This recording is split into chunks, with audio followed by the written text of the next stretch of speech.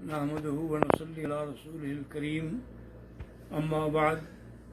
قال الله تبارك وتعالى في القرآن المجيد والفرقان الحميد أعوذ بالله من الشيطان الرجيم بسم الله الرحمن الرحيم استستغيثون ربكم فاستجاب لكم أني ممدكم بألف من الملائكة مردفين صدق اللہ العلی العظیم۔ برادران اسلام، میں نے غزوہ بدر کے بارے میں پہلے بھی کچھ معروضات عرض کیے تھے جو مکمل نہ ہو سکے، تو اللہ تبارک و تعالیٰ کی اتنی کروڑہا نعمتیں ہیں، جیسے کہ اس کا فرمان ہے کہ وَإِن تَعُدُّوا نِعْمَةَ اللَّهِ لَا تُحْصُوهَا، اگر تم اللہ کی نعمتوں کو شمار کرو تو شمار نہیں کر سکتے ہو۔ اللہ کی نعمتیں جو میرے آقا پہ ہوئی اور آپ کی وجہ سے آپ کی امت پہ ہوئی، وہ معنوی بھی ہیں اور حصی بھی ہیں۔ اللہ تبارک و تعالیٰ نے حضور صلی اللہ علیہ وسلم کی امت کو رحمت للعالمین نبی عطا فرمایا اور ہدی للعالمین مرکز ہدایت کعبہ عطا فرمایا۔ اللہ نے قرآن پاک عطا فرمایا، اللہ نے شہر رمضان عطا فرمایا، اللہ تبارک و تعالیٰ نے رمضان میں لیلۃ القدر عطا فرمائی کہ ایک رات 1000 مہینوں سے زیادہ بہتر ہے۔ اللہ تبارک و تعالیٰ نے پھر آپ کو صیام و قیام عطا فرمایا، اللہ تبارک و تعالیٰ نے آپ کو صلاۃ تہجد عطا فرمائی، اللہ تبارک و تعالیٰ نے آپ کو اعتکاف کی نعمتوں سے نوازا۔ یہ تمام نعمتیں جو ہیں شمار بھی ہم نہیں کر سکتے ہیں اور اس کا ہم حق بھی ادا نہیں کر سکتے ہیں،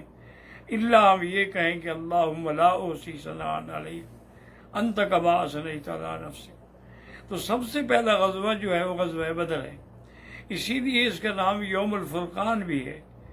اور غزوہ بدر جو ہے اول غزوۃ فی الاسلام، اسلام میں یہ پہلا غزوہ ہے۔ حضور صلی اللہ علیہ وسلم 2 رمضان کو مدینہ منورہ سے نکلے، 313 کا عدد تھا آپ کے صحابہ کا، اس لیے حضور نے فرمایا کہ میرے صحابہ کی تعداد جو ہے، اللہ نے جتنے رسول بھیجے ہیں ان کی تعداد بھی 313 ہے، اور آج میرے ساتھی بھی اللہ نے جو منعقد فرمائے ہیں ان کی تعداد جو ہے وہ بھی 313 ہے۔ تمام صحابہ کرام چل پڑے، لیکن ابو سفیان اپنا قافلہ بچا کے لے گیا۔ کفار مکہ کو اطلاع کر دی تھی اسے زمزم غفاری کے ذریعے، تو ابو جہل 1000 کا لشکر لے کر مقابلے کے لیے نکلا۔ راستے میں اس کو ابو سفیان کا پیغام ملا کہ قافلہ بچ گیا ہے اور میں نکل گیا ہوں، اس لیے تم بھی واپس لوٹ جاؤ۔ اس نے کہا کہ نہیں، اب ہم آئے ہیں تو ہم مقابلہ کریں گے، ہم مسلمانوں کا قتل جو ہے اسی مقام بدر میں کریں گے، اور پھر اس کے بعد ہم اپنی شرابیں پئیں گے اور رقص کریں گے اور خوشیاں منائیں گے۔ اس کو ایک فکر لگی ہوئی تھی کہ بنی کنانہ ایک قبیلہ ہے بڑا مضبوط، کہیں اس نے میری عدم موجودگی میں مکے پہ حملہ کر دیا تو پھر مکہ کا کنٹرول کرنا مشکل ہو جائے گا۔ تو ابلیس لعین کو ایسے موقعوں کی تلاش ہوتی ہے، تو وہ سراقہ کی شکل کے اندر ایک سردار کی شکل میں آیا اور ابو جہل کو ملا اور کہا ابو جہل فکر نہ کرو، میرا قبیلہ بھی تمہارے ساتھ ہے اور میں بھی تمہارے ساتھ ہوں، فیصلہ کن جنگ کرو تاکہ آج کے بعد اسلام کی جڑ ہی کٹ جائے۔ ابو جہل بڑا خوش ہوا، اس کو ہاتھ میں ہاتھ ڈالے ہوئے چل پڑے۔ ادھر حضور پاک صلی اللہ علیہ وسلم بھی مقام بدر میں پہنچے۔ اب دور سے بدبخت لعین نے جب دیکھا فرشتوں کا تو ہاتھ چھڑانے لگا۔ ابو جہل نے کہا کیا بات ہے؟ انہوں نے کہا انی اری ما لا ترون، جو میں دیکھ رہا ہوں تم نہیں دیکھ سکتے، انی اخاف اللہ، میں اللہ سے ڈرتا ہوں، میں نہیں جاتا مقابلے کے لیے۔ وہ واپس لوٹ گیا۔ حضور صلی اللہ علیہ وسلم کو خدا کی قدرت ہے، وہ علاقہ ملا جس میں نہ پانی تھا اور جس کے اندر ریت ہی ریت تھی، پاؤں دھنس جاتے تھے ریت میں چلنے سے۔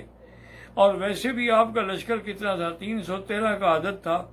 جن میں 70 اونٹ تھے، 2 گھوڑے تھے، 70 تلواریں تھیں اور 70 زرہیں تھیں۔ اس کے علاوہ تو آپ کا اور ابو جہل جو ہے پورے لاؤ لشکر کے ساتھ تھا، پورے آہن پوش لوگ لے کے نکلا تھا میدان بدر میں، اور اس علاقے پر اس کا قبضہ ہوا جو زمین بھی پختہ تھی اور چشمے پانی کے بھی تھے، لیکن اللہ تبارک و تعالیٰ نے اپنے نبی پاک کی مدد فرمائی۔ اس کے بعد آسمان سے بارش برسا، جس کی نتیجہ یہ ہوا ریت ٹھنڈی بھی ہو گئی اور ریت جم بھی گئی، اور مشرقین کی طرف سے جو تھا وہ الٹا کیچڑ بن گئی، پاؤں پھسلنے لگ گئے۔ تو یہ اللہ کا انعام تھا۔ پھر حضور صلی اللہ علیہ وسلم کے لیے ایک عریش کہتے ہیں چھپر نما ایک جگہ بنائی گئی، تاکہ حضور چاہیں تو اس کے اوپر بھی کھڑے ہو سکتے ہیں، ورنہ حضور اس کے اندر سے بیٹھ کے اپنے مجاہدین کو دیکھتے رہیں گے اور ہدایات جاری کرتے رہیں گے۔ اب مسئلہ یہ تھا کہ بھی عریش پر پہرے دینے کے لیے کس کو منتخب کیا جائے، تو سیدنا ابو بکر صدیق نے تمام صحابہ سے کہا کہ یہ کام میں کروں گا، اور آپ تلوار پکڑ کے عریش کے دروازے پہ آ کے کھڑے ہو گئے پہرا دینے کے لیے۔ حضور صلی اللہ علیہ وسلم دیکھ رہے ہیں اور دعائیں مانگ رہے ہیں اللہ سے دعائیں، اور اتنی آپ نے دعائیں مانگی کہ کھڑے کھڑے آپ کی چادر 3 دفعہ کندھے سے گر گئی، اور اللہ تبارک و تعالیٰ سے حضور نے دعا کہ اللہم انجزنی ما وعدتنی، اللہم انجزنی ما وعدتنی، اللہم ان تہلک ہذہ العصابۃ لا تعبد، کہ یا اللہ میری ایک چھوٹی سی جماعت ہے، اگر یہ بھی ہلاک ہو گئی تو پھر تیرا نام لیوا بھی دنیا میں کوئی باقی نہیں رہے گا۔ حضور اور یہ جنگ بدر کا عجیب موقع ہے، آپ سوچ نہیں سکتے، یعنی بھائی کے مقابلے، حضرت علی کے مقابلے پہ عقیل ہیں، حضرت حمزہ کے مقابلے پہ عباس ہیں، حضرت عبد الرحمن، حضرت ابو بکر کے مقابلے پہ ان کا بیٹا عبد الرحمن ہے، یعنی باپ بیٹا بھائی کے مقابلے پہ کھڑا ہوا ہے۔ اور اس کے بعد یہ ہے کہ حضور صلی اللہ علیہ وسلم دعائیں مانگتے ہوئے باہر نکلے، اور آپ نے فرمایا ابشر یا ابو بکر تمہیں مبارک ہو، ھذا جبریل عطاک، یہ جبریل آیا ہوا ہے، اس نے زرہ بھی پہنی ہوئی ہے، اس کا مطلب ہے کہ وہ ہماری مدد کے لیے اترا ہے میدان جنگ میں۔ تو اللہ تبارک و تعالیٰ کی شان سے تو وہ مقابلہ تھا، اور دونوں فوجوں کا آپس میں سامنا آمنا تھا۔ حضور صلی اللہ علیہ وسلم کے صحابہ اس شان سے نکلے جیسے کسی نے کہا تھا کہ یہ خود دار ماؤں کے گودوں کے پالے، نہ ہاتھوں میں خنجر نہ کاندھوں پہ بھالے، چلے آ رہے ہیں بڑے آ رہے ہیں، وہ ختم نبوت کا پرچم سنبھالے۔ حضور صلی اللہ علیہ وسلم کے صحابہ میدان میں، ادھر کفار بھی میدان میں ہے، انہوں نے اپنے بڑے بہادر اتارے، عبیدہ، شیبہ، ربیعہ، اس کے مقابلے پہ 3 انصاری نکلے، انہوں نے کہا کہ نہیں ہم تمہارے ساتھ لڑنا نہیں چاہتے، تم کل کے لڑکے ہمارا مقابلہ کر سکتے ہو، ہمارے مقابلے کے لیے حضور سے کہیں کہ قریش سے کوئی پہلوان بھیجیں۔ پھر اللہ کے نبی نے حکم دیا، حضرت علی رضی اللہ عنہ، حضرت حمزہ رضی اللہ تعالی عنہ، حضرت عمر جو تھے وہ مقابلے پہ نکلے۔ جب وہ سامنے آئے، حضرت علی نے پہلے وار میں اس کی گردن اڑا دی، حضرت حمزہ نے بھی دوسرے وار میں اس کی گردن اڑا دی، تیسرا جو تھا وہ زخمی بھی ہوا اور اسے زخمی بھی کیا، اور اس کے بعد پھر گھمسان کی جنگ شروع ہو گئی، گتھم گھتا ہو گئے، اور حضور پڑھ رہے تھے سیہزم الجمع ویولون الدبر،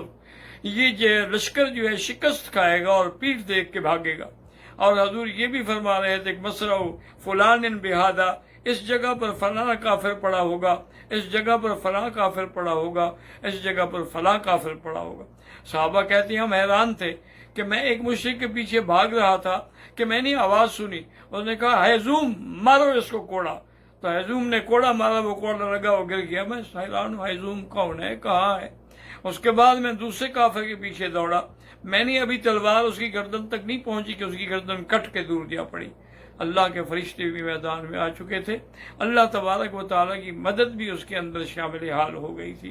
اس لیے الحمدللہ اللہ تعالیٰ نے مسلمانوں کو ایسی عظیم فتح عطا فرمائی کہ کفار کے 70 لوگ مارے گئے، اور کفار کے 70 بڑے بڑے سردار قید ہوئے، ان میں ابو جہل جو ہے وہ بھی مارا گیا۔ حضور نے جب ابو جہل کو دیکھا تھا تو اللہ سے خاص دعا کی، اللہم لا تفلتن عدو اللہ ابو جہل، یا اللہ آج ابو جہل نہ بچ جائے۔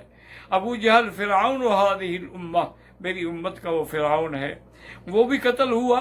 لیکن اس میں کچھ رمق باقی تھی۔ جب حضرت عبداللہ نے مسعود پہنچے ہیں تو آپ نے فرمایا ہاں حل رأیت ما وعد اللہ علی ما رسولہ، تمہیں آج پتہ لگ گیا اللہ نے جو رسول سے وعدہ فرمایا تھا وہ سچا ہے؟ کہنے لگا کیا ہے، ایک بندہ مر گیا، کون سا؟ تم نے مکہ فتح کر لیا ہے۔ اور حضرت عبداللہ بن مسعود نے تلوار نکالنی چاہی تو اس وقت بھی وہ بدبخت کہتا ہے کہ یا راعی الغنم، اے بکریوں کے چرواہے، تیری تلوار سے میری گردن نہیں کٹے گی، میری تلوار نکال لے اور میری گردن نیچے سے کاٹنا تاکہ پتہ لگے کہ یہ سردار کی گردن ہے۔ اس لیے علماء نے لکھا ہے کہ ابو جہل جو ہے وہ فرعون سے بھی زیادہ شدید تھا۔ فرعون تو ایک ڈبکی کھانے کے بعد ہی مان لے آیا، یہ مر بھی رہا ہے، گردن بھی کٹوا رہا ہے، لیکن غرور قائم ہے کہ میری گردن نیچے سے کاٹنا، اور اللہ کے نبی کو بھی جا کے میرا پیغام دے دینا کہ مجھے جتنی آپ سے پہلے دشمنی تھی آج اس سے بھی زیادہ دشمنی ہے، میں آپ کی دشمنی لے کر ہی جا رہا ہوں۔ پھر اب حضرت عبداللہ مسعود نے اس کی گردن کاٹی اور اس کے سر میں رسی باندھی، چونکہ اٹھا نہیں سکتے تھے، اتنا بڑا سر تھا ان کا۔ عبداللہ بن مسعود ضعیف آدمی تھے تو رسی باندھ کے گھسیٹتے ہوئے لے آئے، حضور کے سامنے کہا ھذا راس عدو اللہ، حضور یہ آپ کے دشمن کا سر ہے۔ ففر یا رسول اللہ، حضور صلی اللہ علیہ وسلم بڑے خوش ہوئے کہ دشمن آج میرے پاؤں میں پڑا ہوا ہے۔ اسی طرح پھر حضور نے حکم دیا، بھی کافروں کو تو ہوش نہیں ہے، ان کی ساری لاشیں اٹھا کے قلیب بدر میں پھینکی جائیں کنویں میں، تو اس قلیب بدر میں پھینکی گئی۔ اللہ کی شان یہ ہے، حضور صلی اللہ علیہ وسلم کے صحابہ بھی 14 شہید ہوئے، جن میں 6 انصاری تھے اور 8 مہاجرین تھے، جن کی قبریں آج بھی جنگ مقام بدر میں محفوظ ہیں۔ تو اللہ تعالیٰ نے اس علاقے کو چن لیا ہے، اپنا انتخاب کے لیے منتخب کر لیا ہے۔ اس کے بعد پھر اسارہ بدر کا واقعہ ہے، حضور پاک نے فدیہ قبول کیا، لیکن اللہ کو یہ بات پسند نہیں تھی، لیکن یہ بھی فیصلہ فرما دیا کہ لن يدخل النار احد شهد بدرا، جو بھی بدر میں گیا وہ کبھی جہنم میں نہیں جائے گا، وما علینا الا البلاغ۔